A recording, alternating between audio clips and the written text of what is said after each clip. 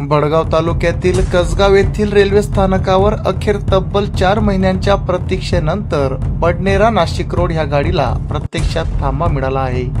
गाडीच्या स्वागतासाठी आज दिनांक 11 जून 2025 रोजी दुपारी 4 वाजेच्या सुमारास कसगाव रेल्वे स्थानकावर जळगाव जिल्ह्याच्या खासदार स्मिताताई वाघ, पाचोरा बडगाव मतदारसंघाचे माजी आमदार दिलीप वाघ, भाजपाचे तालुका अध्यक्ष अमोलभाऊ शिंदे तसेच शेकडोंच्या संख्येने नागरिकांची उपस्थिती होती। बडनेरा नाशिक रोड गाडीला 4 महिन्यांपूर्वी थांबा जाहीर झाला होता, मात्र गाडी प्रत्यक्षात थांबत नसल्याने मोठी नाराजी व्यक्त होत होती। अखेर आज दिनांक 11 पासून गाडीला प्रत्यक्षात थांबा मिळाल्याने कसगाव परिसरातून समाधान व्यक्त होत आहे। सदर गाडीला अधिकृत थांबा मिळाल्याने कसगाव परिसरातील शेकडोंच्या संख्येने प्रवाशांना फायदा होणार आहे।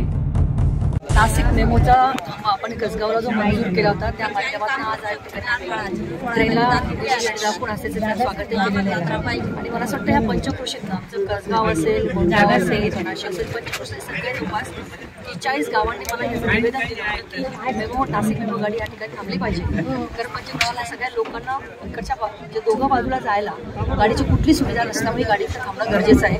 हे निवेदन त्यांनी मला ज्या माध्यमातून दिलं होतं त्या माध्यमातून थांबा दिला आहे। आज म्हणजे सगळ्यांच्या चेहऱ्यावर जो आनंद आहे तो फार महत्त्वाचा आहे, कारण एखादी गोष्ट मिळवण्यासाठी आपल्याला थोडासा खूप कष्ट त्याच्यासाठी घ्यावे लागतात। कारण रेल्वेला थांबा देणं इतकं सोपंही नसतं, कारण 2 मिनिटाचा जरी थांबा द्यायचा असला तरी स्टार्ट टू एंड जेवढी स्टेशन्स असतात त्याचं सगळं कॅल्क्युलेशन करून ते थांबा आपल्याला मंजूर करावं लागतं। मला याचा आनंद आहे की वर्षभरामध्ये आज पहिलं काम आमचं हे थांब्याचं आज या ठिकाणी मंजूर झालं आहे। तिथं आल्यानंतर बऱ्याच समस्या त्या पंचक्रोशीच्या लोकांनी पण त्या ठिकाणी मांडल्या।